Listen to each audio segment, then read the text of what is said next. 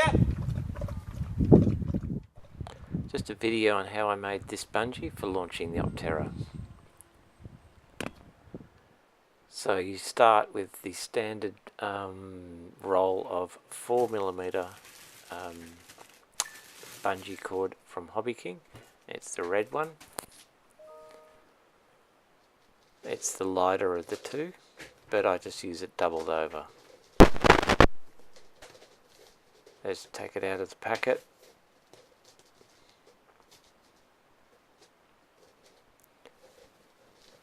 And double it exactly in half.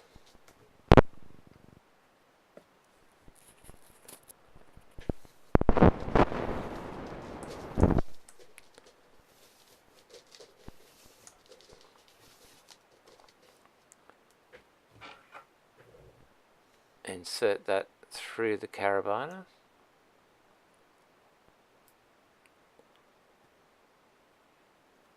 And put the other ends to make a knot.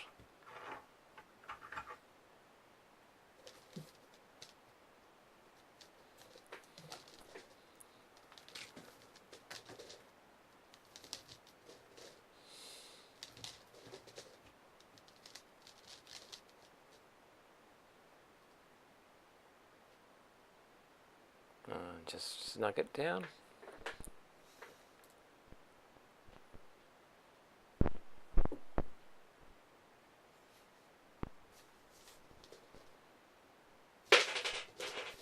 And on the other end you just get a split ring, again from Bunnings. They're about a 20mm split ring.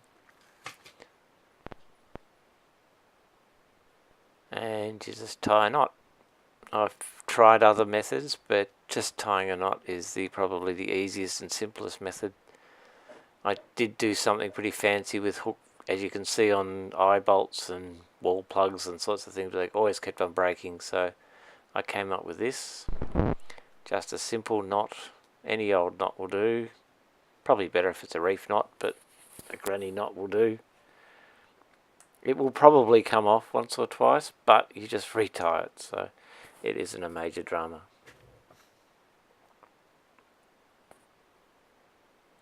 Just make sure it's nice and tight and it's not going to slip. Now, you could just leave it at that and hook that onto the aircraft.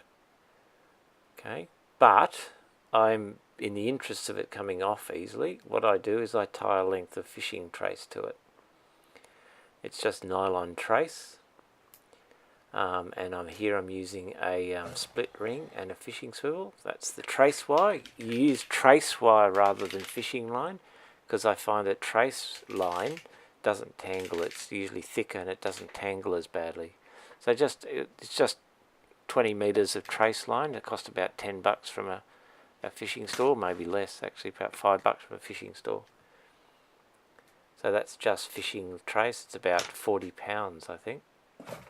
Brown breaking, 40 kilo breaking strain, which is plenty. So now here am I very inexpertly tying what's called a blood knot. If you Google blood knot on the internet, you'll be able to see it. It's a special fishing knot for this type of nylon line. And I'm sure there's much better videos than me for tying blood knots, but that's the only knot that will hold. You could try a double reef knot, but you're better off Googling a blood knot and seeing how it works. If you're a fisherman, of course, then this will be second nature. This is how you put your hooks on. Right, so I'm just finishing up the knot now.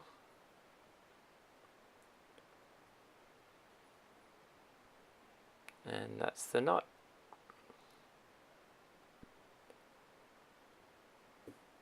Believe me, it's the only knot that will hold nylon fishing line.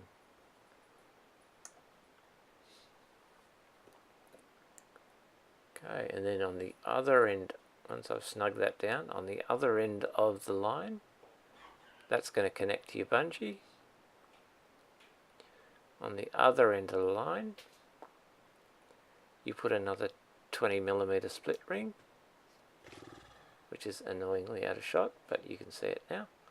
and that's the ring that goes on to the aircraft hook. So it's got that length of line to enable it so the big knot of rubber doesn't ever get caught. This makes sure it releases perfectly well. Again, just another blood knot.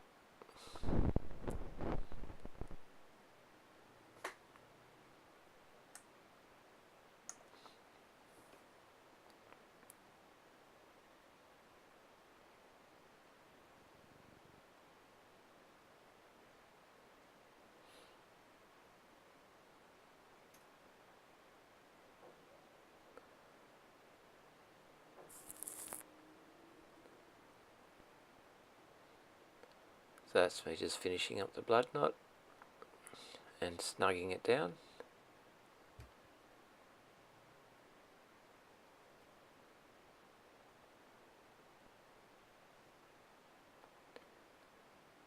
Okay, so now I have a piece of trace wire with 2 split rings on either end.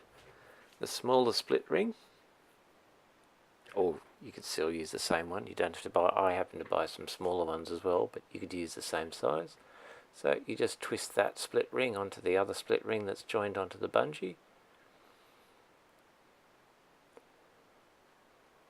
And again, you could, if you wanted to, you can just use that ring on the end of the bungee to launch. I prefer the length of fishing line, but it's probably 99 times out of 100 it's not needed, but I prefer it. And the length of the line is not critical. It just has to be anywhere from 2 meters to 20 meters if you want. So I use about 10 meters, about 5 meters of fishing line generally, but it's not critical at all. And for some people, it wouldn't be metered for some. Okay, so for the continuity conscious, this is I shot a bit later of the completed bungee.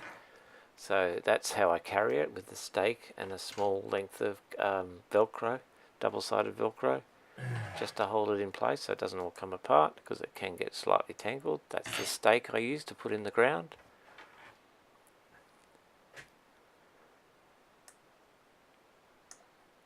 Okay, so that's the carabiner. And when I'm using it, I just pop the stake through the carabiner into the ground and then reel the bungee back out. So cutting out where I got it tangled, that's where the knot joins the split ring, just to make sure. I did put a little fishing swivel, I forgot to mention it. It may not be necessary, but I put it in this time, I had them. So it just prevents the line getting too tangled and twisted. It is handy. Okay, so a small fishing swivel, about 40 kilo. Breaking strain will be fine. Certainly I haven't broken it since. And there's the link that goes onto the aircraft. It's about a 20mm split ring.